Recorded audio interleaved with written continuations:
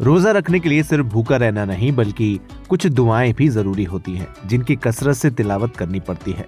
अगर आपको ये दुआएं याद नहीं है तो हम आपके साथ रोजा खोलने और रोजा रखने की दुआ शेयर कर रहे हैं जिसे आप याद कर सकते हैं। माह रमजान का महीना अब शुरू हो चुका है। पहला रोजा 12 मार्च को होने जा रहा है। रमजान के महीने में इबादत करने का 2 गुना सवाब मिलता है, इसलिए सभी लोग रोजा रखने के साथ साथ कुरान की कसरत से तिलावत करते हैं। इतना ही नहीं, रमजान के महीने में लगभग सभी मुसलमानों के घर में इफ्तार के समय काफी अच्छे पकवान बनते हैं और रोजेदार को परोसे जाते हैं। कहते हैं कि रमजान के महीने में अल्लाह की खूब रहमत बरसती है, बुराई पर अच्छाई हावी हो जाती है। इस महीने मुसलमान अपनी चाहतों पर नकेल कसकर सिर्फ अल्लाह की इबादत करते हैं। ये महीना सब्र का महीना भी माना जाता है।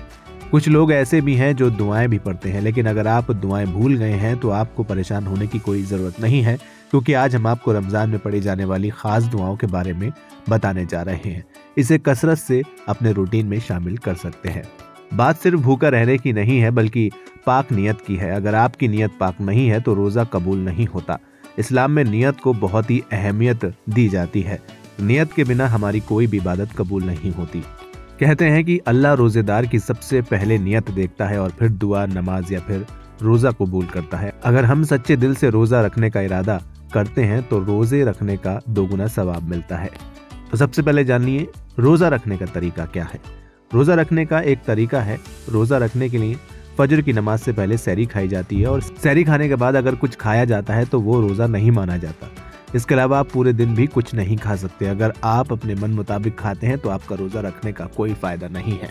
अल्लाह के रसूल सल्लल्लाहु अलैहि वसल्लम फरमाते हैं कि जब भी कोई रोजा रखता है तो उस इंसान को सहरी खाने के बाद यानी फजर की आज़ान से पहले इस दुआ को जरूर पढ़ना चाहिए।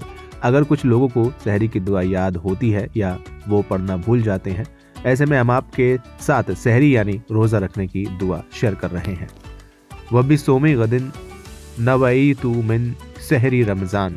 ये दुआ अरबी भाषा में है जिसका मतलब होता है मैं रमज़ान के इस रोज़े की नियत करता हूँ। इसके अलावा अब आपको बताते हैं रोज़ा खोलने की दुआ क्या है। रोज़ा खोलने से पहले हर मुसलमान को ये दुआ पढ़ना वाजिब होता है। कहा जाता है कि इस दुआ को पढ़ने से न सिर्फ सवाब बढ़ जाता है बल्कि खाने में भी बरकत होती है। ये दुआ खजूर खाने से पहले पढ़ी जाती है और दुआ खत्म होने के बाद ही कुछ खाया जाता है।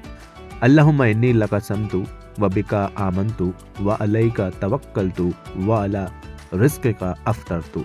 ये दुआ अरबी भाषा में है जिसका मतलब होता है अल्लाह, मैंने तेरी रजा के लिए रोजा रखा है और तेरे ही कहने पर रोजा खोल रहा हूँ या खोल रही हूँ। फिलहाल इस वीडियो में इतना ही। उम्मीद है आपको ये दुआएं समझ में आ गई होंगी और आप याद करेंगे।